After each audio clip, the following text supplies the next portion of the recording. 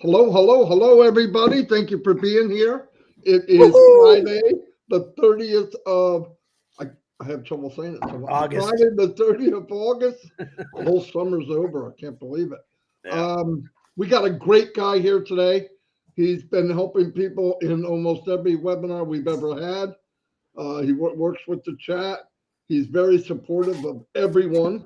Everyone loves this guy, and you'll see why if you don't know him. And he also did a audio of a Christmas carol, which blew me away. I let the kids listen to it, so it's pretty cool. But he'll tell you about himself.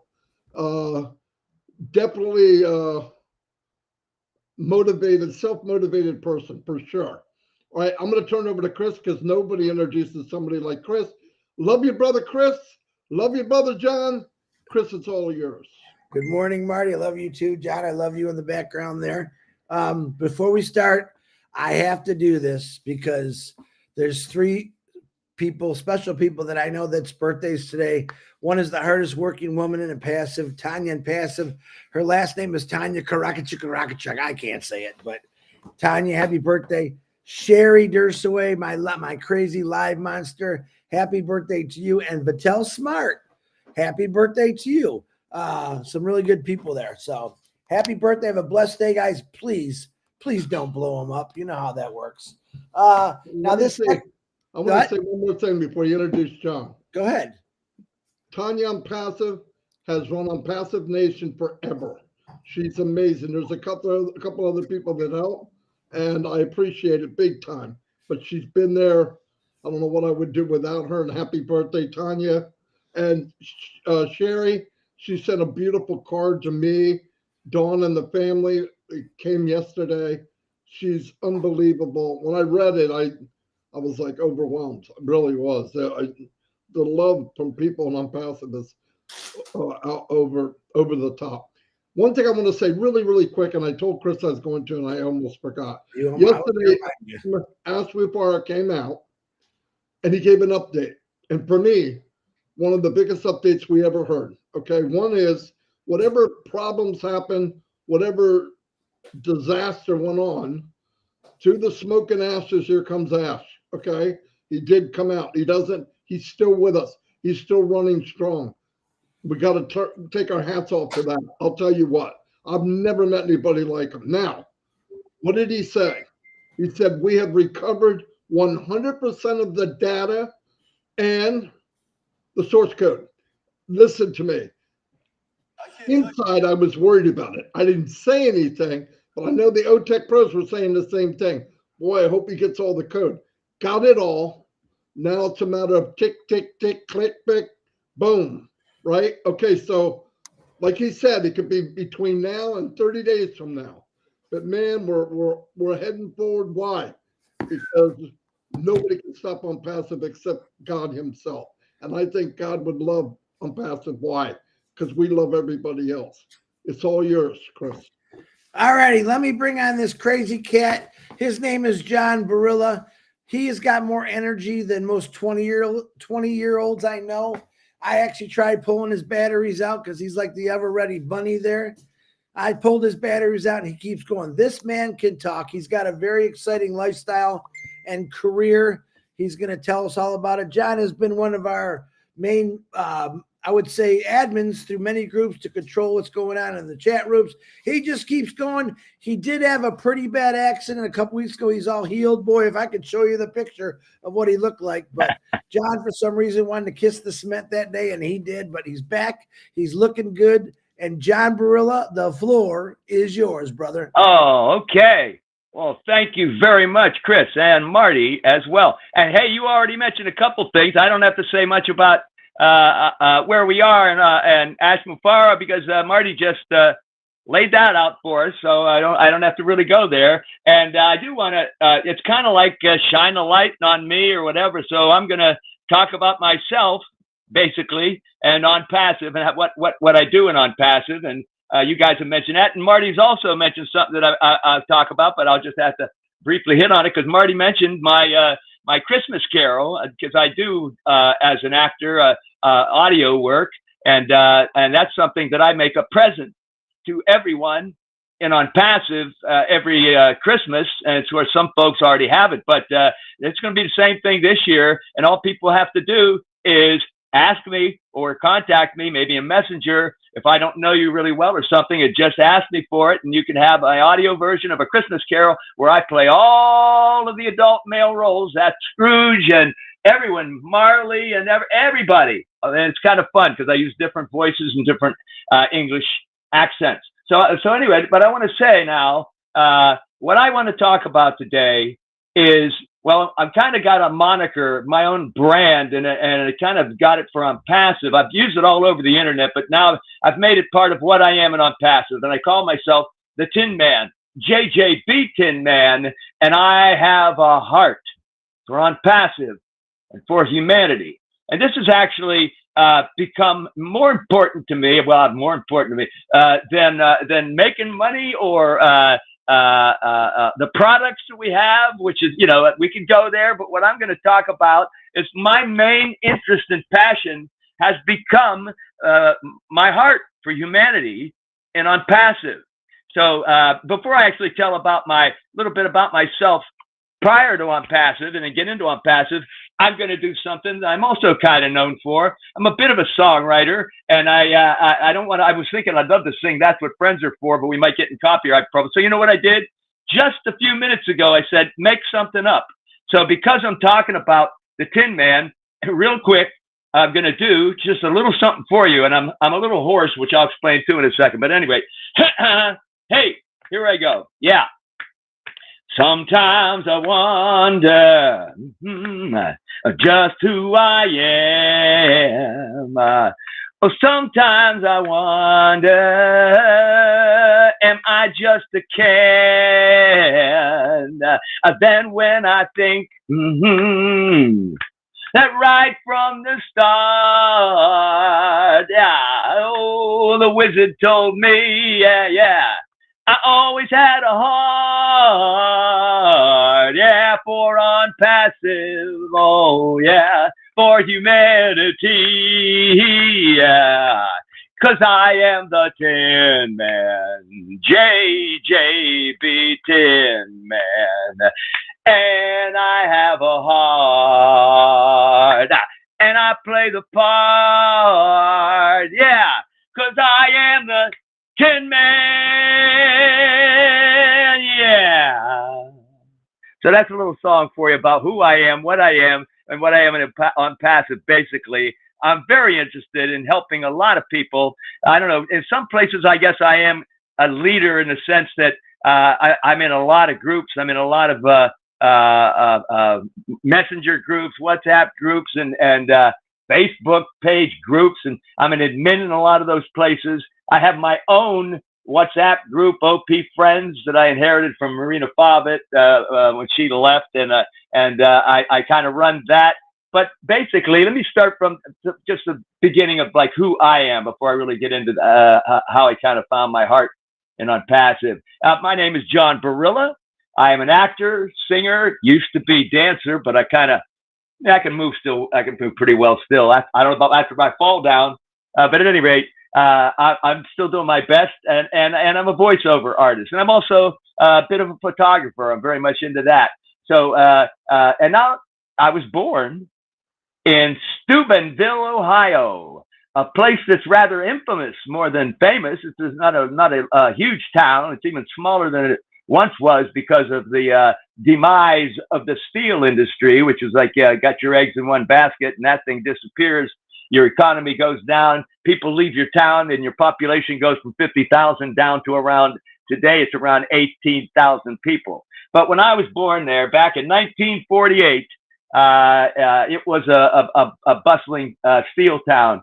And I enjoyed growing up there. And I had a great family. I have a great family still, at least with my sisters.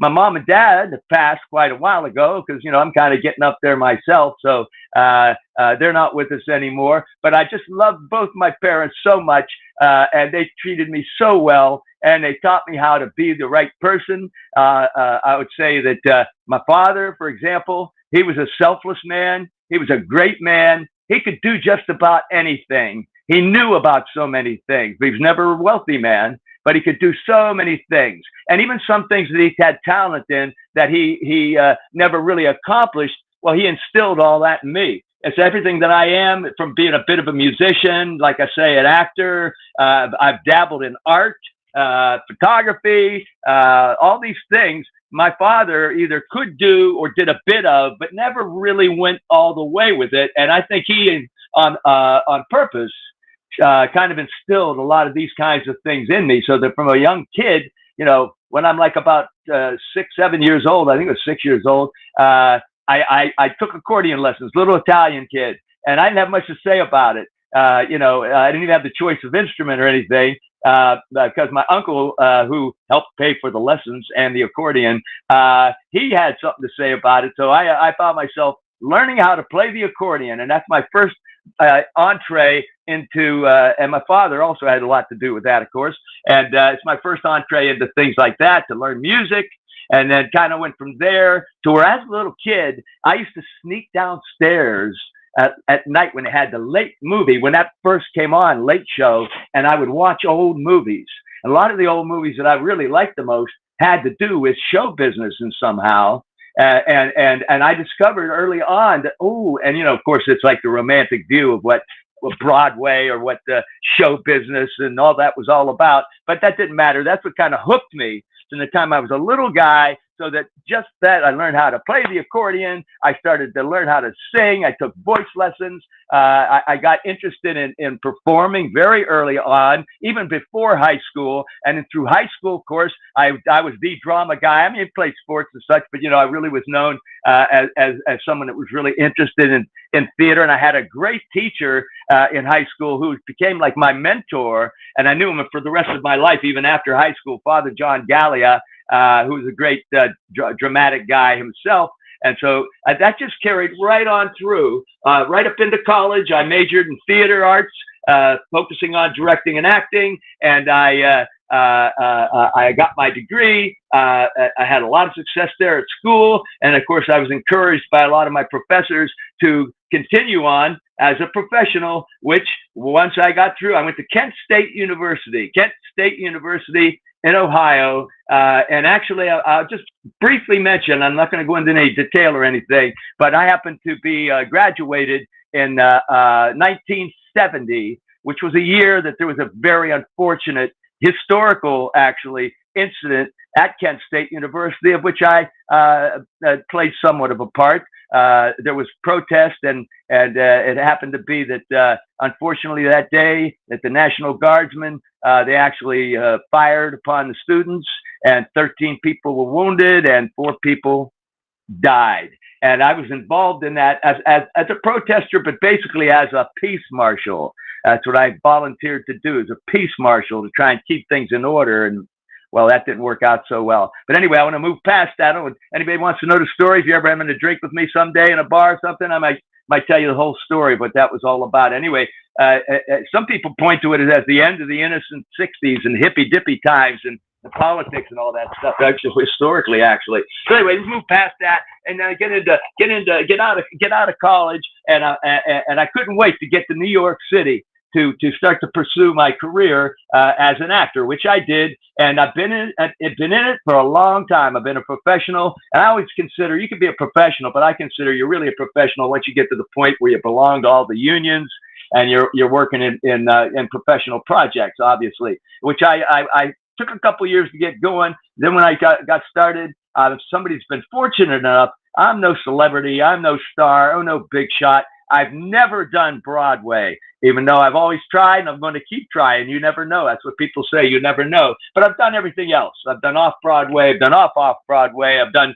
tours. I've done summer stock. I've done regional. I've done everything else. I've done a little bit of film and TV, not as much as theater, but I have done that. And exactly, I actually use that as one of my survival backup jobs, where I do a lot of stand-in and what they call featured background. And every once in a while, I've been lucky enough to get bumped to where you end up with lines or a significant part of a scene. Those, when you don't get cast from the get-go in a film, which I also have done, or television. But this is like sometimes you're on the set, you're stand-in, they got something that comes up, they need somebody, or you got a featured background thing where maybe you're a bartender or something like that, and all of a sudden you got a couple of lines with the star of the film or TV show, whatever it is.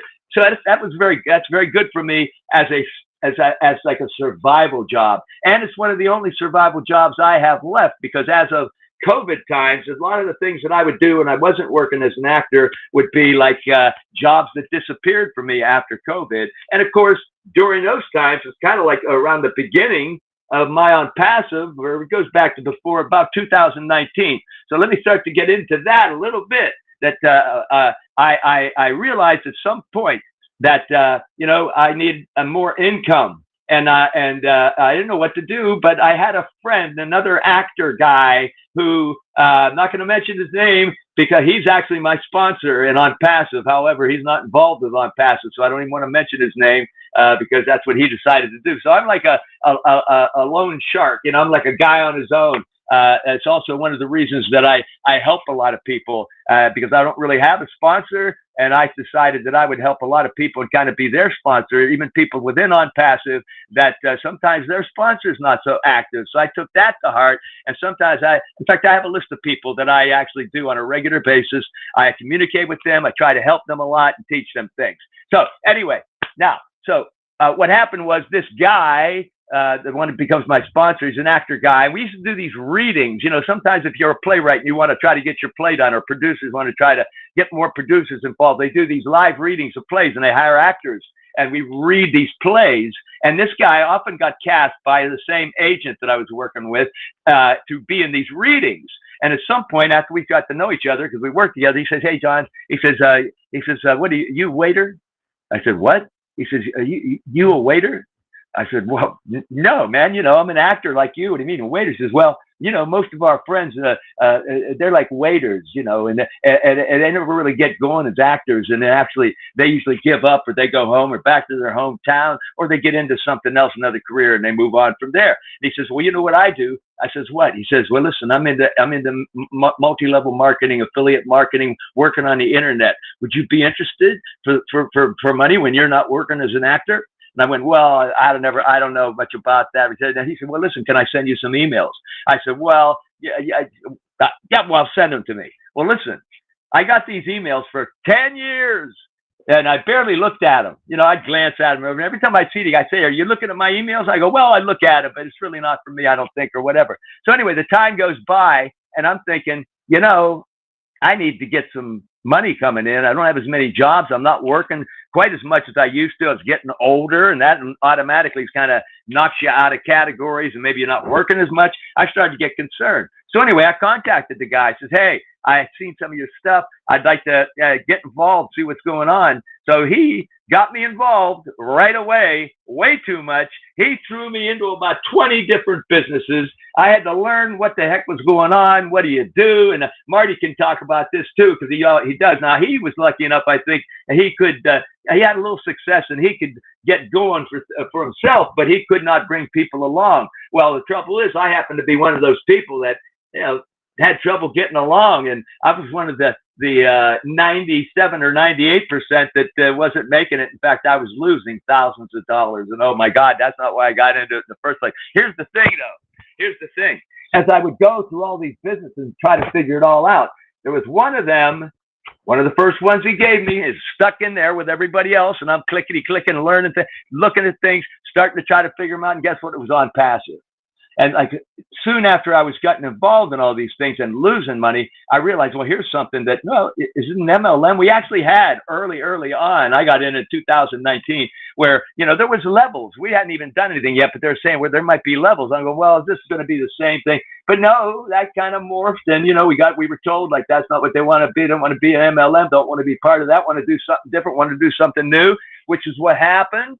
And then I realized that all I'm spending is like $97 to get involved in something, and they're not going to be charging me fees every time they turn around and try to act like they're starting something new. Anyway, let me move forward. So I got involved, and I decided, you know what, I'm going to really get involved with this thing. However, I realized at some point that, I mean, I liked what Ash Mufareh was all about. I really liked the idea that he was pushing the idea of humanity again.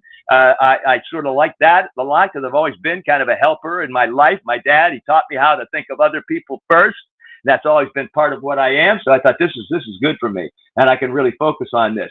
So anyway, but the thing was, I wasn't much better in ONPASSIVE with blessing folks and teaching them or helping them to get in or get them in. And I had nobody under me, never got anybody under me much. So I kind of stopped after a while. And, then I heard Ash Mufareh talking one day about, what, if you're not somebody that has a lot of folks that you're blessing or bringing in to join us, he said, you know what, you can do this just as well. You can do very well if you become engaged, and you'll see what can happen. By being engaged, you'll get involved. There'll be bonuses for people like that, and good things will happen. When I heard that, I said, that's all I got to hear.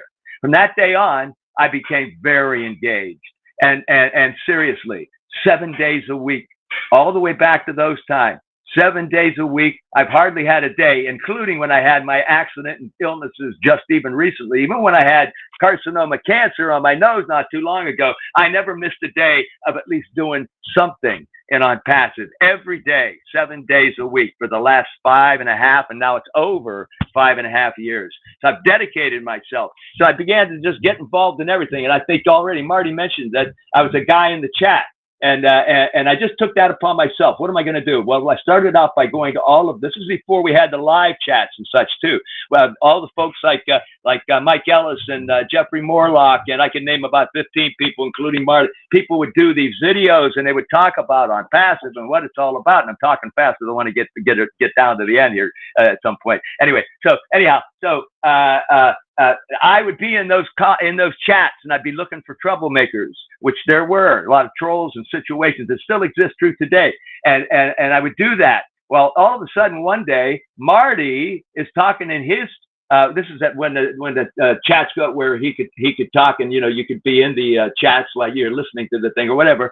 And he mentions me out of the blue because he was talking about engaged people. I think I might have been, I'm not absolutely sure, but one of his first nuggets or whatever he calls them, diamonds in the rough or something. Yeah, I'm not sure, but I know I was right there very early on when he first started talking about it. And he just one day says like, hey, there's this guy. How about this guy, John Barilla? Listen, this guy finds a niche. He found out what to do. He's very busy. He's in the chats.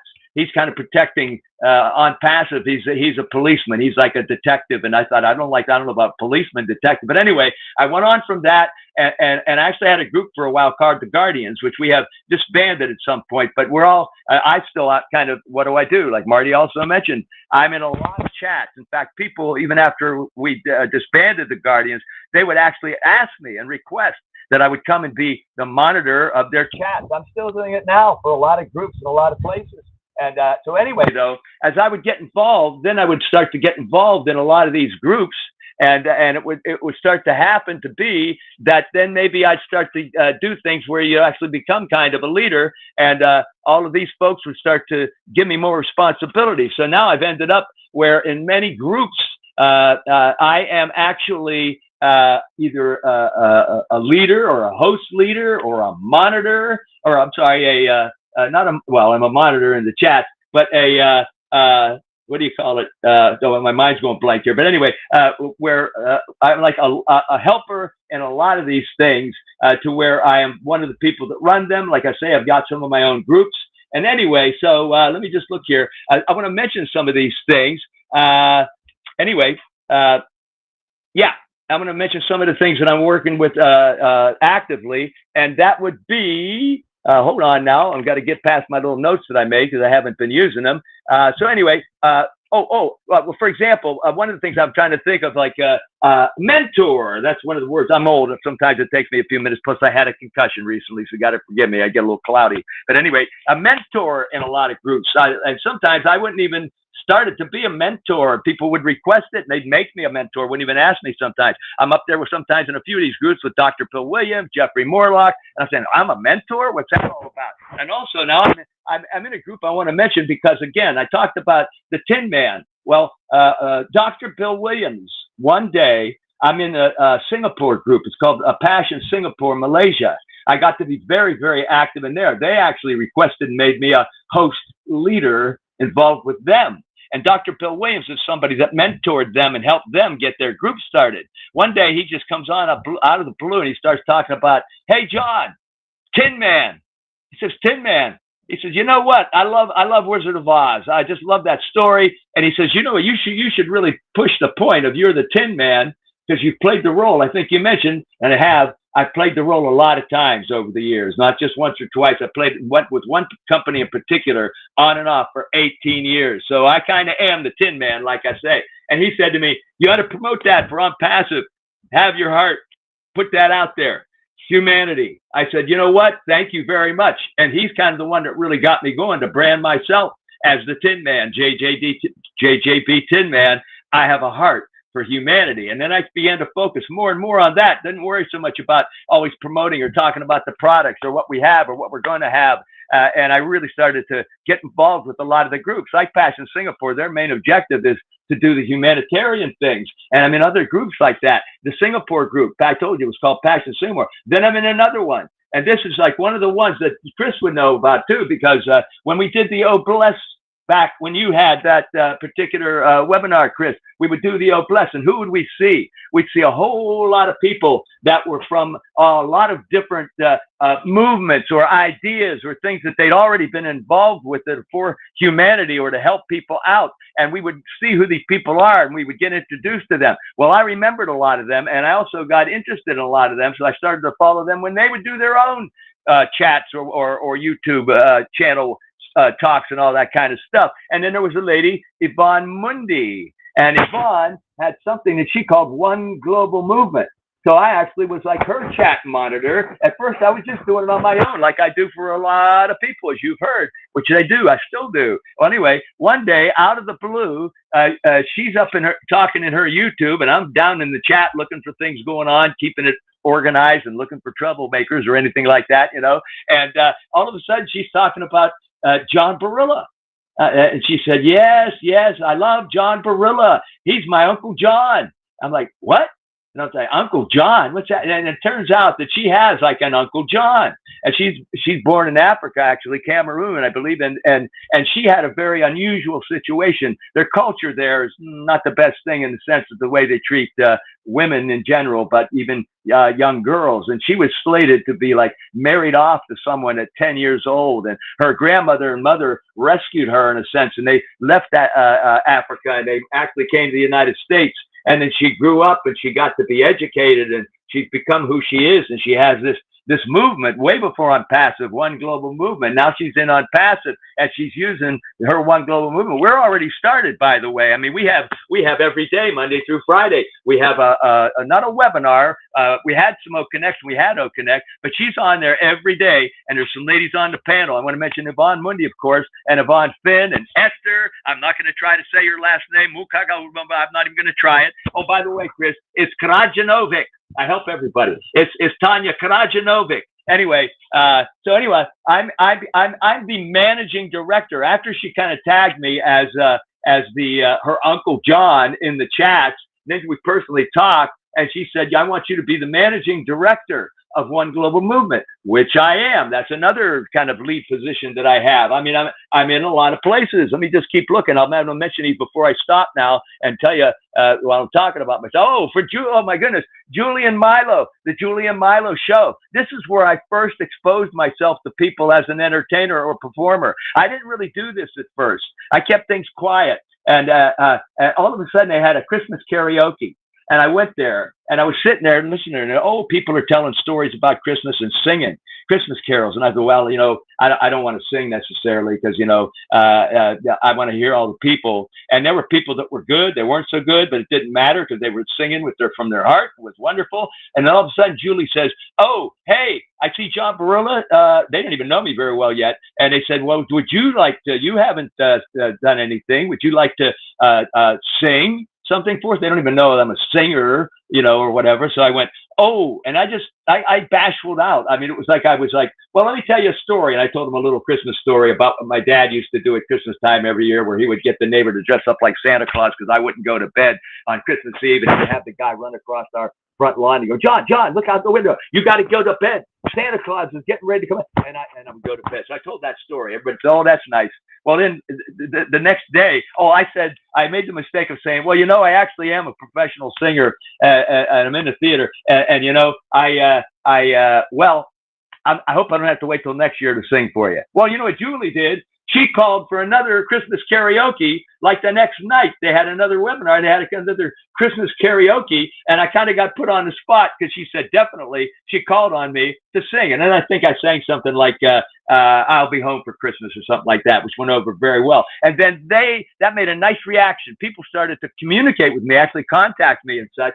And then they decided, Milo and Julie, let's have an interview. It's one of the only interviews I've ever done. And anyway, I did this interview, and then that even put me out there where people began to know me more. I started to get requested to actually look at their chats all the time. I got more and more active. I was in more and more groups as I went along. Let's see. I just want to mention a couple more. Of course, I want to mention Roblin Live, for example. I got involved with working very closely with them because I am a bit in film and television, stuff like that. They were doing every day a show for 668 shows every night for 668 nights consecutively. And I happened to be there for all but 666 of those shows.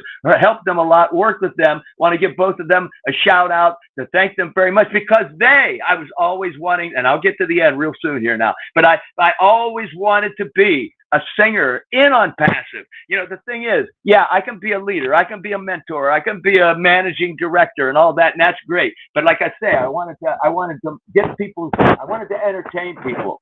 I wanted to start to be known more as somebody who that's kind of what he does really besides talking about tools and platforms and all that. He's really interested in getting our minds off of that sometimes and relax and enjoy yourself. And that's what Roblin Live provided for me because I was trying to sing in all kinds of places. One time, I actually sang in one of the big things that we had, whether it was for the Burj Khalifa or one of those events. I was lucky enough to be asked to be on the panel to make comments afterwards. And instead of speaking or saying something, I said, hey, I'm not much of a speaker, but I can sing. And I actually sang, what did I sing? I think on a clear day for the Burj Khalifa, you can see forever from the top of the Burj Khalifa or whatever. And I think Red that day was sitting in as the MC because Marty was having trouble connecting up with the broadcast to all these places in India. So Red steps in and he calls on me like as one of the first people. And I'm like, oh, geez, well, I don't talk much, but I sang that song. And Red comes on afterwards and he says, oh, well, that was good. I hope we don't run into copyright problems. And I went,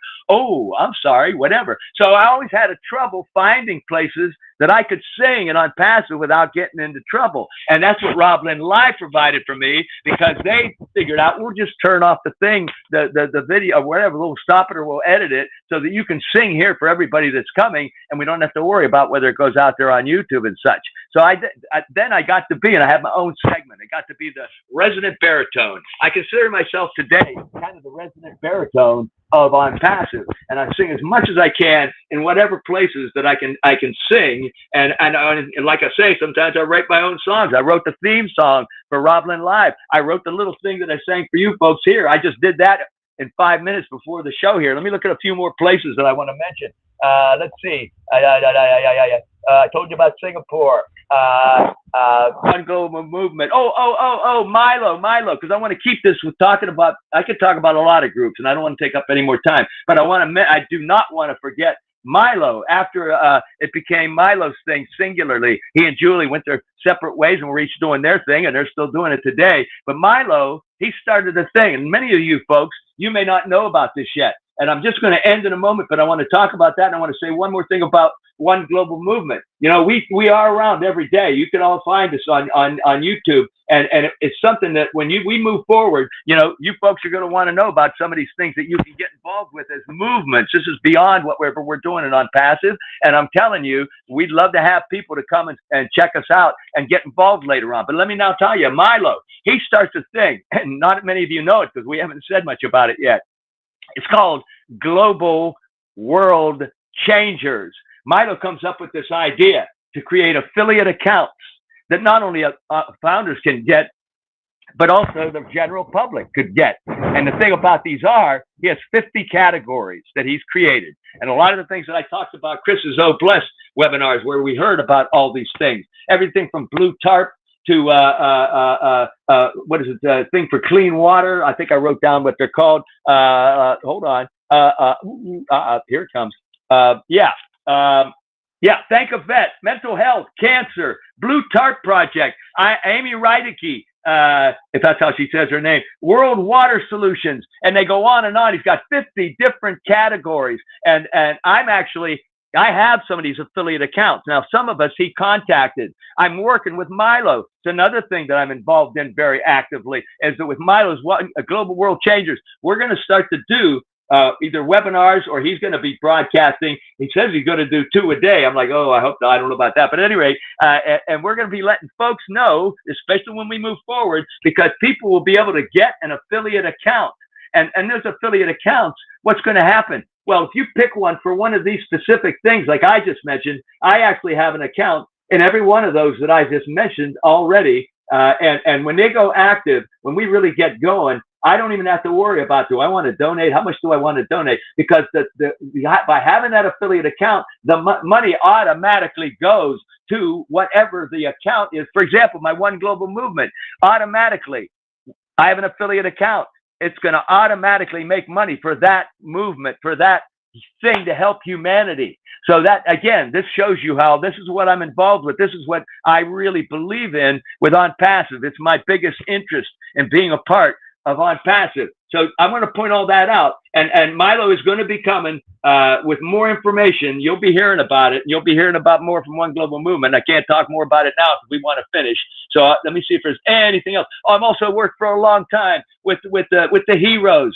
And even before it was called the Heroes, for years, I've been their chat monitor. I wanted to mention them, Peter Rogers and all those folks, and Comfort Confor, and now the OTech Pro guys, they're all part of that, working with them. And also there's a group I'm a mentor for called the Barat International Group. Oh, it goes on and on and on. And I'm just going to just say, okay, hold it, John, hold it. That's not going on any further. I could keep going. That's the problem. I knew I was going to run into this problem. But I want to end it and say thank you guys for letting me come on and talk about myself and what I love about ONPASSIVE and what I'm most interested in. And let me just shut up now and go back to you guys.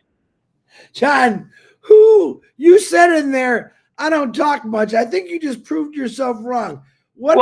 Wait. Here's the thing. Marty said to me once in a menu when we were in when Oak Connect, and I was in there one night, and I don't play games much, and in there I was telling him why. I was telling Marty and a couple people that were hanging out afterwards, why I really don't play games much, and I was going on about it, and Marty says, yeah, John. I said, yeah. He says, could I ask you a question?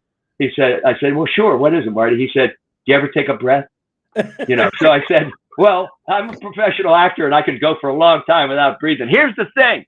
I don't talk that much in most instances, but I get something like this. And again, I just wanted to, and I didn't even hit everything. So I'm sorry, but yeah, when I get a chance, sometimes I do go on a little bit too much, but that's why, go ahead. John, you did fantastic. I'll tell you what, you covered a lot.